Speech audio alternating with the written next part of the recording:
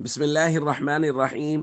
عن أبي موسى رضي الله تعالى عنه قال قال رسول الله صلى الله تعالى عليه وسلم: إن الله لا يطلع في ليلة النصف من شعبان فيغفر لجميع خلقه إلا لمشرك أو مشاح.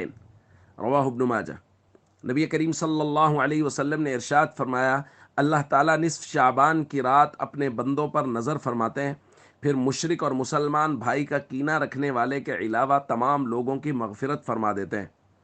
جامع ترمذی کی روایت میں فرمایا، ان اللہ ینزل لیلۃ النصف من شعبان الی السماء الدنیا، اللہ نصف شعبان کی رات آسمان دنیا کی طرف نزول فرماتے ہیں، کما یلیق بشانہ، جیسے اللہ کی شان کے لائق ہے۔ فیغفر لاکثر من عدد شعر غنم کلب، قبیلہ کلب کی بکریوں کے بالوں کی تعداد سے کہیں زیادہ لوگوں کی اللہ اس رات میں بخشش فرما دیتے ہیں۔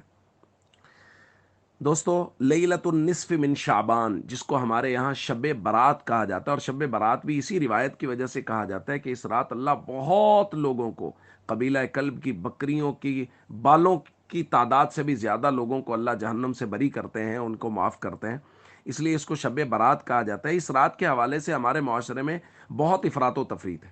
کچھ لوگوں کا کہنا یہ ہے کہ اس رات کی فضیلت میں جس قدر احادیث وارد ہوئی ہیں وہ یا تو موضوع ہیں یا اس قدر ضعیف ہیں کہ ان سے استدلال کر کے اس رات کی کوئی بھی فضیلت ثابت نہیں کی جا سکتی، لہٰذا یہ عام راتوں کی طرح ایک رات ہے جس کی کوئی فضیلت ثابت نہیں اور جس کے اندر عبادت کرنا کوئی اضافی فضیلت نہیں رکھتا۔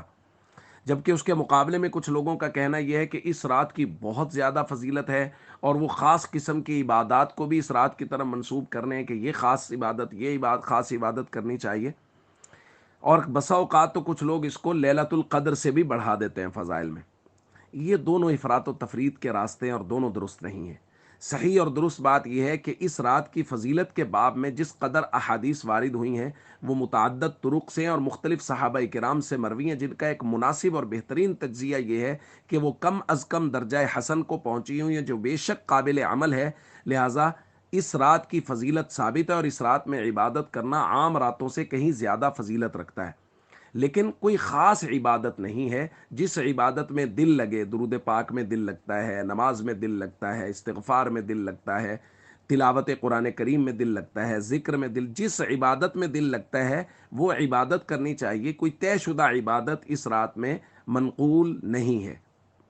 اور رہی بات 15 شعبان کے روزے کی کہ شب برات کے اگلے دن کا جو روزہ ہے، تو اس کے متعلق ایک روایت حضرت علی رضی اللہ تعالیٰ عنہ سے مروی ہے ابن ماجہ کی، اذا كانت لیلۃ النصف من شعبان فقوموا لیلها وصوموا نہارها۔ حضور نے فرمایا صلی اللہ علیہ وسلم، جب نصف شعبان کی رات ہو تو اس رات کو قیام کرو اور اگلے دن کا روزہ رکھو۔ اس روزے کے متعلق یہ ایک ہی روایت ہے اور اس پر اکثر محدثین نے ضعف کا قول کیا کہ یہ روایت ضعیف ہے، لہذا اس کی بنیاد پر اس روزے کو سنت کہنا یہ درست نہیں ہوگا۔ لہٰذا وہ کہتے ہیں کہ اس دن کو خاص فضیلت کے ساتھ روزہ ثابت کرنا یہ بات درست نہیں ہے، لہٰذا اگر کوئی رکھنا چاہے تو رکھ لے، خاص فضیلت کے ساتھ یہ روزہ منقول نہیں ہے۔ باقی کوئی ایام 20 کے روزے رکھ لے تو وہ زیادہ بہتر ہے، 13، 14 اور 15 جو سنت سے بے شک ثابت ہے۔ لہذا ہم سب کو افراط و تفریط کے راستے سے بچنا چاہیے۔ اس رات کے دو خاص عمل، استغفار کرنا کثرت سے اور اللہ سے دعائیں مانگنا کہ اللہ اس رات میں بندوں کی دعاؤں کو قبول فرماتے ہیں۔ السلام علیکم ورحمۃ اللہ وبرکاتہ۔